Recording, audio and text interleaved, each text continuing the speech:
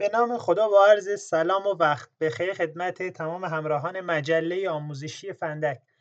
بنده محمد رضا مسعودزاده هستم. خب این در ادامه آموزش‌های کامپیوتر امروز رسیدیم به بحث مادربرد. این تصویری که مقابل شماست دارین می‌بینین عکس مادربرد یا برد اصلی میگن. اون قطعه‌ای که واقعا میشه گفت یه جورایی مهمترین، از اگه نگیم مهمترین، از مهمترین قطعه‌های کامپیوتر، یکی از مهمترین قطعاست که واقعا اگر یک کوچکترین مشکلی درش به وجود بیاد کل کارکرد سیستم شما به مشکل برمیخوره. حالا این برد در کامپیوتر استفاده میشه، ولی گوشی موبایل هم برد مخصوص به خودشون دارن. چرا میگم برد اصلی یا مادر برد؟ چون که دوستان یه جوری اتصال برقرار کننده بین سایر قطعات، یعنی تمام اون قطعات. حالا جلوتر بحث بیشتر می‌کنیم. تمام اون چیزایی که شما استفاده می‌کنید، جلسات قبل بحث کردیم، مثل سی پی یو، مثل رم و سایر قطعات کامپیوتر، روی این قطعه نصب میشن یا سوار میشن در واقع، که شما میتونید ازش استفاده کنید. این تصویری که می‌بینید برای کامپیوتر، مادربرد کامپیوتر. خب ازم به حضورتون هم بیشتر باز کنم و مثال بزنم قابل فهم بشه برای همه افراد. یه خونه رو فرض کنید که داخلش مثلا آشپزخونه داریم، هال داریم، سرویس حمام دستشویی داریم، اتاق‌های مختلف داریم، جاهای مختلف.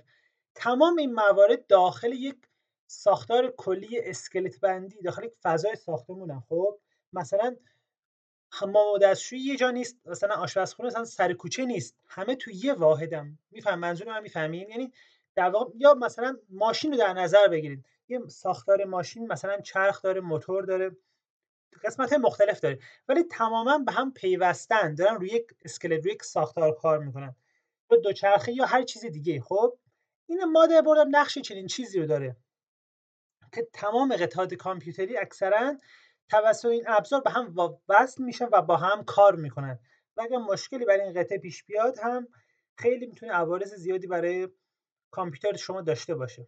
حالا جلوتر ما ان کامل، ما تو مجله فندک سعی داریم یه موضوعی رو میگیم، هی جلوتر بیشتر به شاخ و برگ میگم که کامل برای شما قابل درک و فهم باشه. خب نیا کنید، میخوایم بگیم what is motherboard in computer. مادربرد در واقع چیه؟ من کامل تعریف کردم، حالا اینجا یه مقدار تعریف به زبان فارسی آوردم که شما ببینید. میگه مادربرد ستون فقراتی است که اجزای کامپیوتر رو در یک نقطه به هم متصل میکنند. دقیقا مثل بدن انسان ستون فقرات داره، تمام اعضا به هم وصل میشن. نگاه کنید، مادربرد چنین مثالی میزنه و به آنها اجازه میدهد با یکدیگر صحبت کنند. دوستان این تعریف خیلی عامیانه است، یعنی به زبان ساده حتی برای بچه قابل فهم این تعریف. میگه قطعات مختلف مثل رم، سی پی یو، کارت گرافیک، کارت صدا، تمام چیزایی که جلوتر بحث می‌کنیم، قبلا گفتیم که کامپیوتر قطعه‌های مختلف داره، توسط این قطعه با هم صحبت می‌کنن. حالا صحبت یعنی چی؟ در ارتباطن. مثلا اون میخوام فایلایی که برام بفرستن، ارتباطایی که میخوام با هم بگیرن، با استفاده از کانال‌ها و مسیرهایی که این مادربرد در اختیارشون قرار میگیره، با هم در ارتباطن. فرض کنید یک شهر رو در نظر بگیریم، مثلا دو تا شهر A با شهر B، اون جاده که بینشونه، اون مسیری که بینشونه، خب مادربرد هم تقریبا چنین چیزی رو برقرار میکنه، یعنی بین قطعات مسیرها و راههایی رو ایجاد میکنه. میگه بدون آن هیچ یک از قطعات کامپیوتر مانند سی پی یو یا هارد دیسک و غیره نمیتوانن با هم تعامل داشته باشن. اگر مادربرد نباشه هیچ قطعه‌ای با هم کار نمیکنه. یا مثلا یه کامپیوتری که داره کار میکنه، خب یه قطعه از توی مادربرد در بیارن، اون قطعه از کارکرد اصلیش خارج میشه، دیگه نمیتونه سرویس دهی کنه یا خدمات دهی کنه، از کار میفته. باید به مادربرد وصل باشه، باید توی اون سیستم باشه، بتونید شما ازش استفاده کنید. خب این تعریف رو خیلی خوب بخونید، چند بار بخونید، واقعا قابل درک میشه. این یه تصویر دیگه از مادربرد که اگه بخوام اینجا یه مقدار شما توضیح بدم، نگاه کنید دوستان. این قسمت سوکت بهش میگن، سوکت سی پی یو، یعنی جایی که سی پی یو مغز کامپیوتر قرار میگیره.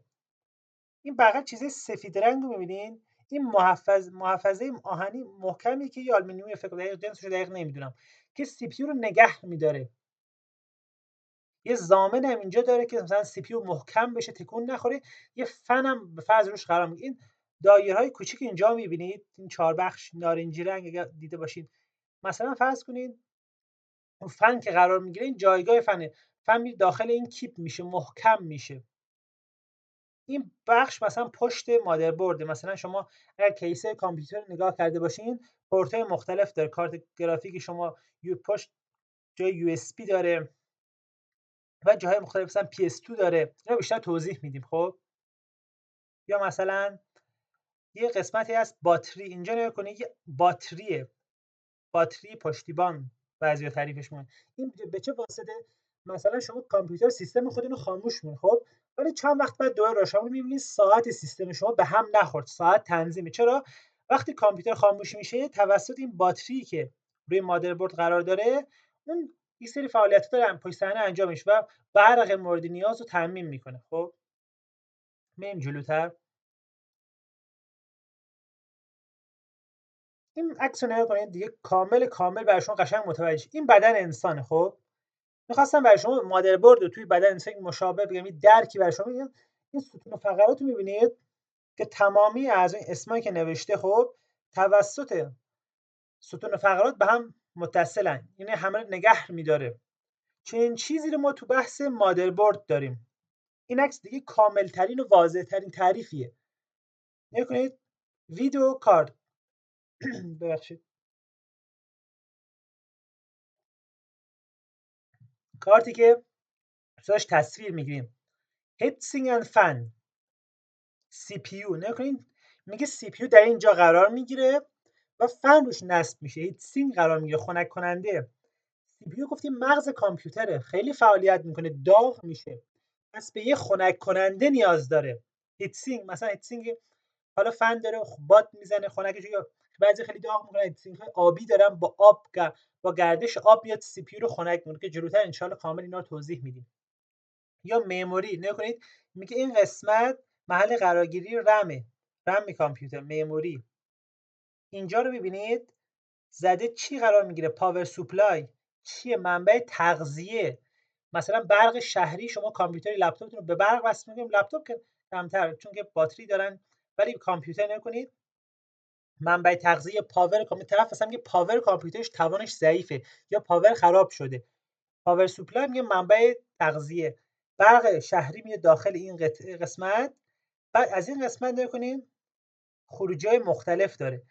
مثلا این رم میگه من فلان مقدار برق نیاز دارم، سی پی یو فلان مقدار، هر چیز. حالا اینو مثاله و به نسبت مثلا یه جا 5 ولت یه جا 10 ولت میاد تقسیم میکنه برقو. دی وی دی نگاه کنید این قسمت دی وی دی قرار میگیره و میگم مثلا جایگاه سات ها اصطلاحاً یا هارد درایو شما قرار میگیره. جاهایی که رم قرار میگیره میگن اسلات. این تعریفا رو یاد کنید. این خود مادربرد.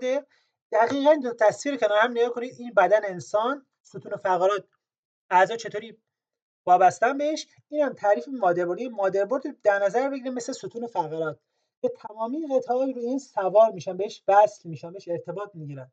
این قسمت نگاه باتری که گفتم، حالا در مادربردهای مختلف و مدل مختلف فرق داره. جایی که سی پی یو قرار میگیره میگن سوکت بفرست. مموری کارت حافظه مثلا اینجا دو تا کارت حافظه، دو تا اسلات قرار، یعنی میتونید شما دو تا کارت حافظه، دو تا رم قرار بدیم. اینجا جایگاه ساتای. حالا هر چی جلوتر میریم چیزای پیشرفته تری میاد، بعضی اینا منقضی میشه. اینا بیشتر مثلا میتونید خود تحقیق کنین و ان جلوتر بیشتر بحث میکنیم. اینجا فقط تعریف شما بدونین که اینجا شنیدیم مادربرد یعنی چی کار میکنه. یا مثلا مادربرد آسیب دیده، مادربرد خراب شده، مادربرد قسمت شکسته، کل سیستم آسیب دیده. یعنی چقدر مهمه. دقیقاً ستون فقرات برای انسان چقدر مهمه، همون نسبت مادربرد هم برای سیستم و کامپیوتر به همون اندازه مهمه. خب امیدوارم متوجه شده باشین. بریم اسلاید بعدی. خب این کامل قشنگتر آوردم برای شما، یه ذره خطات رو باز کنم به تعریف بیشتری. نگاه کنید این فلش های این پشت، نگاه کنید این پشت گفتم کیس شما کامپیوتر که دیده باشید سری خروجی ها داره. اینجا زیر زنده کانکتورهایی که مثلا کارت صدا، اودیو، کارت اینترنت، کارت شبکه شما، پورت های سریال، یو اس بی. نگاه کنید تمام این قسمت ها، بکاپ، باتری پشتیبان. این قسمت مثلا اینجا دوستان تمام مادربردها مثل هم نیستن ها. مادربرد داریم مثلا 100,000 تومان، 1 میلیون، مادربرد داریم مثلا 10 میلیون، 20 میلیون، قیمت های متفاوت دارن. و کلا ساختار و اصولش رو میخوام به شما میگم. مثلا شما الان اینجا یه چیزی میبینید شاید توی این مادربردهای جدید نباشه، یا یه سری قبلا چیزا بوده الان نیست، یه سری چیزا الان هست قبلا نیست. نگاه کنید، من میخوام کلا مفهوم و ساختارش رو درک کنید. مثلا شاید یه قطعه الان اینجا باشه، توی مادربرد دیگه جاش عوض شده، شکلش عوض شده. مثلا میگه پاور کانکتور، این منبع تغذیه اون برق سیستم به این واسطه و اینجا قرار میگیره. نگاه کن دوستان، اینجا نگاه کن چی نوشته؟ نورس بریج ویت هیت سینک. نورس بریج یعنی چی؟ پل شمالی. ما یه سری پل شمالی داریم، یه پل جنوبی داریم روی مادربرد. اینا وظایف چی دارن؟ نگاه کنید، مثلا میگیم ما سی پی یو اینجا قرار میگیره، رم اینجا قرار میگیره. توی سازنده های مختلف، سیستم های مختلف و شرکتایی که مادربرد میسازن، هر قطعه باید با هم در ارتباط باشن. مثلا رم یه جوری میخواد با سی پی یو در ارتباط باشه، کارت شبکه یا کارت تصویر، تولید کارت گرافیک، هر چیزی. خب این پل ها میان ارتباط رو ایجاد میکنن با هم. مثلا ارتباط این فلان چیز با فلان قطعه، تعاملاتی که اینا با هم دارن رو صورت میدن. نگاه کنید نوشته معماری اسلات، این آبیا نکنین نوشته محل قرارگیری کارت معماری رم ماه، کارت حافظه. اسلات نوشته. برای سی پی یو نگاه کنید چی نوشته؟ سی پی یو سوکت، جایی که سی پی یو قرار میگیره میگن سوکت. و کنارش چی نوشته؟ سی پی یو هیت سینک مانتینگ پوینتس فور فنز. میگه این بخشا، مثلا سی پی یو اینجا قرار گرفته، اینجا سی پی یو به فرض قرار گرفته، این جایگاه‌های کنار داره فن قرار میگیره، مانت میشه، سوار میشه روی سی پی یو، قرار میگه سی پی یو بتونه خنک کنه. یا پی سی آی اسلات، چیزایی که به صورت پی سی آی وصل میشن رو سیستم. نگاه کنید، مثلا مثل کارت شبکه شما، کارت صدا و چیز دیگه. ساوث بریج کارت، نگاه کنید پل جنوبی گفتم، یا یه پل شمالی داریم اینجا، یه پل جنوبی. مثلا نگاه کنید روی پل جنوبی هیت سینک گذاشت، یعنی چی؟ خنک. اینقدر تعاملات، اینقدر وظایف زیاد داره، داغ میکنه، ولی آنچنان داغ نمیکنه که مثلا نیاز به فن داشته. همون یه هیت سینک، یه میله های فلزی این شکلی میاد خنکش مثلا میکنه. این قسمت چی نوشته دوستان؟ رام. در مورد حافظه چند جلسه قبل صحبت کردیم، اون جلسه که شما دیدین الان اینا رو خوب درک میکنید. گفتیم رام مخفف چی بود؟ رید آنلی مموری، حافظه فقط خواندنی. گفتیم بایوس سیستم، مثلا کامپیوتر شما روشن میشه، سری فایل‌ها از روی کارخانه روش قرار دادن و هست. نگاه کنید، برای همین مجله فن آموزش اینقدر کامل، ما به ترتیب داریم. شما اگر مثلا این رو روز اول به شما نشون میده، شما درک نمی‌کردید خب رام یعنی چی، چیه. الان قشنگ میفهمید. اگر هم نمیدونید باز برگردیم جلسه قبل، اون جلسه رو کامل ببینید، باز ان شاءالله جلوتر هم کامل با بحث می‌کنیم. اینقدر میگیم که شما خوب موضوعات رو بفهمید. کلا ساختار و شکل سی پی یو دوستان نگاه کنید، از این قسمت میگه برق میاد توی سی پی یو، یعنی تمام این قطعات روی مادربرد سوارن. خب هم مادربرد برق اینا رو تامین میکنه. نگاه کنید اینا دیگه، حالا بعضی قطعات دیگه خیلی مثلا به صورت مجزا قرار میگیرن و نیاز به ایجاب تامین برق جداگانه اون رو کار نداریم ما اونا رو فعلا. ما میخوایم بگیم آقا قطعاتی که روی مادربرد قرار میگیرن، هم مادربرد برق اینا رو تامین میکنه، هم وظیفه تعامل و ارتباط برقراری. یعنی اینا مثلا بگیم سی پی یو، رم، هر چیزی دیگه روی مادربرد با هم در ارتباط هم هستن، هم برقشون تامین میشه، هم با هم دیگه ارتباط میگیرن. خب در اینجا هم دو تا عکس از مادربردهای پیشرفته و خیلی بروز گذاشتم. نگاه کنید دیگه، از اون ظاهرش معلوم نیست خیلی مادربردهای حرفه‌ای ان، خیلی گرون قیمت ترن. این نکته خدمتتون عرض کنم دوستان، فرض کنید این مادربرد گفتیم ساختار و اسکلت و بستر کامپیوتر شماست. خب مثلا شما میگه سی پی یو میخوایم بخریم مثلا 20 میلیون، به عنوان مغز کامپیوتر خیلی گرون باشه، خیلی کار انجام. مثلا بیاین یک مادربرد 2 میلیونی بخریم، بی معنی، خنده‌داره. اینا باید تماما مثل هم باشن، یعنی مادربرد شما گران قیمته، سی پی یو هم گران قیمت، رم با کیفیت. مثلا فرض کنید روی ماشین بنز یا این چرخای یه ماشین پراید رو بفرض، چقدر خنده‌دار میشه. اینم مد نظر داشته باشید.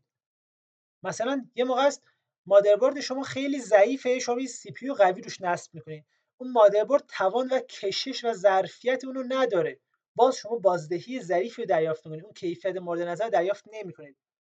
هر قطعه به ترتیب همینجوری دیگه، هر چقدر هزینه کنید به همون میزان خروجی و بازدهی بهتری رو به دست میارید. حالا در مورد مادربردها میتونیم بیشتر تحقیق کنیم، مدل‌های مختلف، قیمت‌های مختلف. مثلا اینجا نگاه کنید، این مادربرد مثلا اینجا نگاه کنید، مثلا 4 تا اسلات قرار داره. خب شما میگید این موقع بیشتر هزینه میکنید، 8 تا اسلات، 6 تا اسلات. منظورم که هر چی میخواین قوی تر باشه، مثلا میخواین تعداد رمای بیشتری نصب کنید، فضاهای بیشتری نصب کنید. میدونید؟ مثلا بعضی فرض کنید مادربرد اینجا نگاه کنید، یه دونه به فرض کنید اگه جایگاه سی پی یو باشه، جایگاه سی پی یو دونه سی پی یو نصب میشه.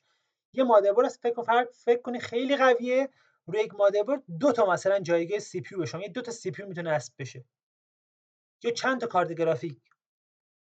اونا چقدر فرض کنید قویه و کارهای مهم، یعنی شما بسته به نیاز میتونید مادربردهای قوی‌تر تهیه کنید و هر کدوم ویژگی‌های خودشونو دارن دیگه.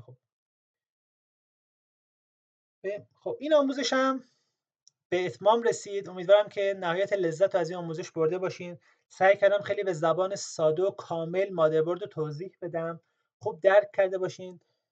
آموزش ها رو به همین ترتیب جلو برین که واقعا از صفر ما شروع کردیم به آموزش تا شما بعد از این دوره واقعا به سطح بسیار بالایی از دانش کامپیوتری برسید. امیدوارم هر جا هستین موفق و پیروز باشید.